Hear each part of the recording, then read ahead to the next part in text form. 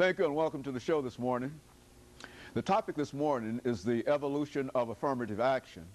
And we're fortunate to have with us this morning to talk about the evolution of affirmative action, Dr. Kelly Sanford. Dr. Kelly Sanford is Dr. Sanford in the Department of Sociology at Tennessee State University. And of course, with Dr. Sanford is Ms. Laverne Walker.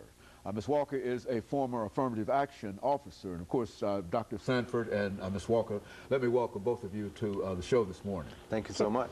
And to talk about a very, very controversial topic, and that is affirmative action. But I think that we'll have an opportunity today, with the knowledge that the two of you bring to this particular topic, to talk about how this whole idea of affirmative action, that is having what might be called a level playing field, how this whole concept evolved. And Dr. Sanford, let's start off by having you, and then after you, Ms. Walker, to give us some information about your background, your education, and some of the things that were important in terms of bringing you here, and as well as Ms. Walker, and then we'll get into affirmative action and how it has evolved. Okay, very good. And I would like to thank you again for having us both here today. This is a very important issue. I am, again, E. Kelly Sanford, Associate Professor in the Department of Sociology at Tennessee State University. And prior to being there, I was at Austin Peay, actually the chair of the Department of Sociology there at the University of Montana prior to that, and did a postdoc at Pennsylvania State University. I'm very proud of getting my doctorate degree at Howard University and then out of North Carolina Central University.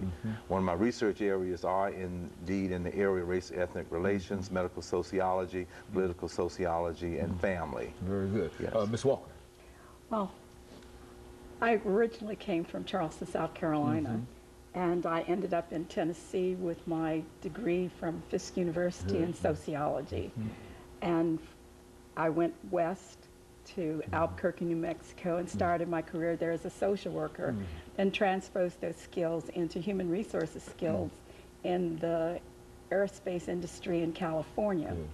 I rose from employment representative to employment administrator to manager of equal employment opportunity, affirmative action, diversity there at Northrop Grumman.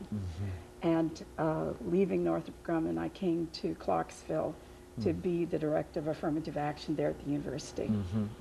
And so both of you have been involved with affirmative action for quite a while. Is that, Dr. Sanford, what we'd like to do, as we explain to the audience this morning, Ms. Walker, what we'd like to do is to talk about affirmative action. And let's have the two of you, with the knowledge that you have, during this part of this first segment, and of course going into the second segment, to talk about what we mean when we talk about the evolution of affirmative action. Exactly what are we talking about? Okay. Well, when I talk about this issue on affirmative action, I always like to put it into a historical context. And I think in many instances we have some misconceptions about this affirmative action policy, because the general public, even educators and lawyers, have a misconceived notion about the historical backdrop of it.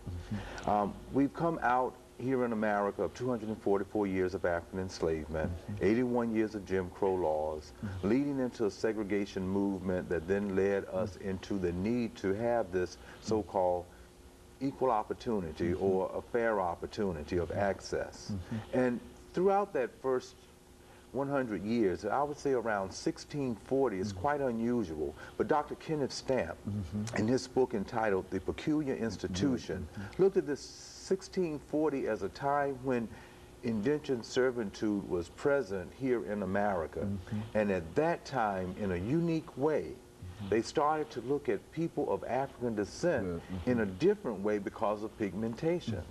And from that time on, leading into the Dred Scott case of 1857, the Civil War, leading into another landmark Supreme Court decision of 1896 with Plessy versus Ferguson that made things so-called separate and equal, and we all know it was indeed unequal.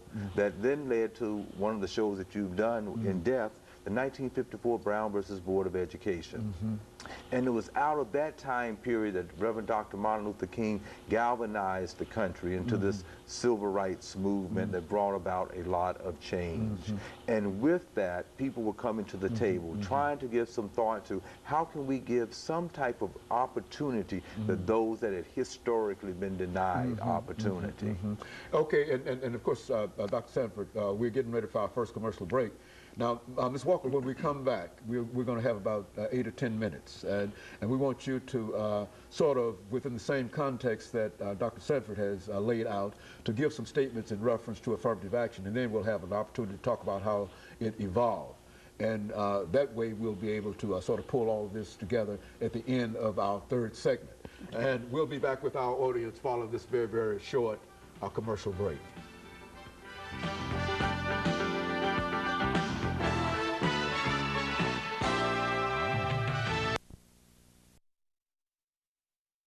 The topic is the evolution